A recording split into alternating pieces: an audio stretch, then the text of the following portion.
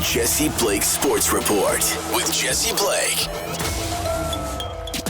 Welcome to the Jesse Blake Sports Report, whether this is your first time here, your last time here, or somewhere in between. I appreciate that you're here today so that we can talk about how many and not how, because they do not ask how. They just want to know how many runs the Toronto Blue Jays scored today, because they scored 6 runs in a game for the first time in 21 games. And the Blue Jays end up tying the all-time franchise record for most consecutive games, scoring 5 runs or less. And today, they don't own the record solo outright, the 2024 Toronto Blue Jays. They broke that streak and they scored a total of 6 runs, which is one hell of an accomplishment for this team that has been unable to score runs all season long. And this was a really positive game. There were a lot of positives and fun takeaways for this team that climbed back up to 500 on the year. The first thing I'm going to start with is Justin Turner. Justin Turner, the 39-year-old man. I personally did not think this was going to go well when they signed Justin Turner in the offseason. When they needed bats in the offseason, they go out and they're like, hey, you know this guy who was really good in his early 30s and late 20s, and he was pretty decent too in his mid-30s. Now that he's 39, let's hope he can keep it up. And what has Justin Turner done but keep it up all season long? He's been the best hitter on the Blue Jays roster so far this year. He's hitting 3. I don't have his updated batting stats as of today with his couple hits today, but coming into today so far this season, hitting 306, on base percentage 390, slugging 471, had 2 home runs coming in today, adds 2. That's 4 home runs on the year, an OPS of 861. And 8 doubles on top of all of that, because Justin Turner he's a doubles guy. Like, he's not the big power hitter. They mentioned that on the broadcast. Like, his bread and butter is hitting doubles, and he's turned around and he's had really good power numbers in April. And those 4 home runs, like I mentioned, then you add on top of all of that 12 RBIs, which have been very hard to come by for Blue Jays batters. So I'm just so happy to see what Justin Turner is bringing to this lineup, and having a consistent bat through this first month of the season has been so good for this team that struggled, and he's just keeping it up. And I don't know where they'd be without him at this point, because with everybody around him struggling, it just makes me feel so good that we have Justin Turner. And other bright spots in the lineup that we can take away from today: Vladimir Guerrero Jr. I've been harping on him. He's had a rough start to the year, but 2 hits today, the RBI, and one stat that was, I think, crucial to Vladdy's numbers and is a good sign of where things could be going with Vladimir Guerrero Jr. This was from Nick Ashbourne on Twitter. This is just one swing from Vladdy, but it's a good one. Hardest pitch he's got an extra base hit off of so far this season, 96.5 miles per hour. And that might seem low.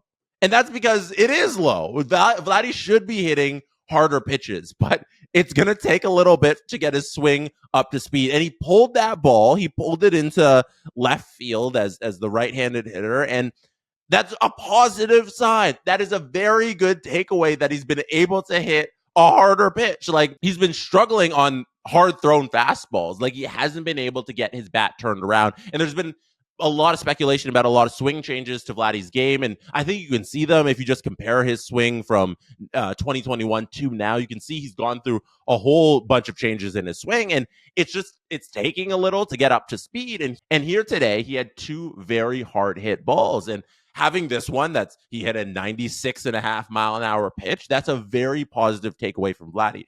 Maybe this is a start of some confidence getting back into a swing, some confidence in being able to hit hard pitches. And we know the off-speed pitches too have really fooled him, but I'm hoping that this is a very positive sign that he's gaining momentum with his swing, and it's going to be able to take off here, hopefully in the next couple of days and weeks. And other huge thing that happened today, monumental moment for this man and his life and his career. Addison Barger, who was called up last Wednesday, had his first career hit today. And he was hustling down the line, trying to stretch it into a double, but he did the right thing. He stayed on first, left it as a single, and it was fantastic. How does that not put a smile on your face? And the fact that they capped it all off with a win, that was fantastic. But Addison, he's been okay.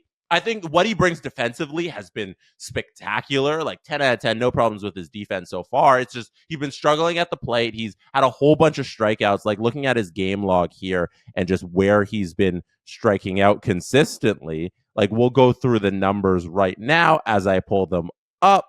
Every single game he's played so far, he's struck out at least once. I believe it's one time in every single major league game he's played. So there's a learning curve. There's an adjustment to be made. And the fact that he got his first career hit, get that monkey off your shoulders. Now you can be a little comfortable at the plate. You don't need a swinging for your first career hit every single time you're up at the plate. You're good now, Addison. You're good. And your defense is great. And now just get comfy in the lineup. Every Blue Jays player as well had a hit today, except for Kevin Biggio, who got to the play, who got on base twice. So, like, no problems at all with the hitting up and down the lineup. I know there's an asterisk on this because Jonathan Bowlen started today, and Jonathan was called up as a replacement for Alec Marsh, who got injured. And Bowlen's on his, I think, like second career ever start, ever. Like, just like in his entire career, he hasn't started more than one game. So I'm very happy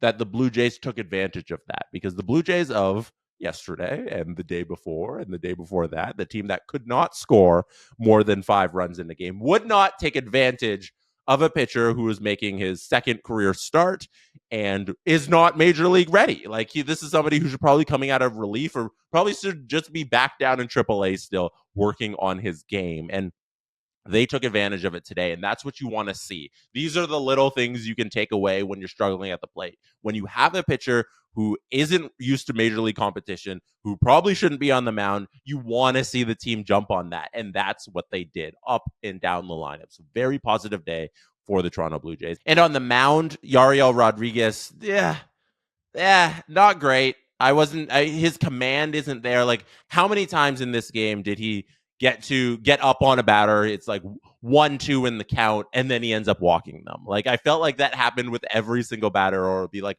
0-2, and then all of a sudden the count's 2-2, and then 3-2, and then we're on the verge of walking somebody else. It feels like he didn't have control even when he was ahead in the strike count with the batter. So Rodriguez isn't a long-term solution, I don't think, in the rotation. Tiedemann, hopefully, when he comes back, is the 5th starter in that place, or maybe they go out and get someone. But I think Rodriguez is going to make a great addition to the bullpen as a long-term middle relief guy in the bullpen. But I don't know if he has a huge future as a starter. Let me know what you think. Let me know what you thought about the game tonight. If you're jacked up about the Jays getting some hitting going, I think it's a very positive day. We'll see if they can keep it going. Baseball's every single day. You wake up, there's another game. So as long as they can keep this momentum going, as long as they can keep scoring more than 5 runs in a game, this is going to be a team that can do some damage, because the pitching is always there. The bullpen was good today, a little shaky at the end there, but they got through it. They didn't have Yimi Garcia and Jordan Romano available, so the bullpen was kind of undermanned, and they pulled out the save. They're all good. They held it together. They won the game. So a lot of positive stuff to take away from today's Jays game, and I just want to hop in here and be happy about it. So that's it for me today. Thank you for being here. You could have been anywhere in the world that shows you watching or listening to this right now, and I appreciate you for that. Don't forget to like this video. Don't forget to rate this podcast on your favorite podcast app. Hit subscribe on the Jesse Blake Sports Report YouTube channel. That is it for me tonight. Good night from Toronto. And that is how it's done. The Jesse Blake Sports Report with Jesse Blake. Jesse Blake, the guy that likes to hear his name twice in one sentence. Sure, I know him. No, he doesn't have an ego at all.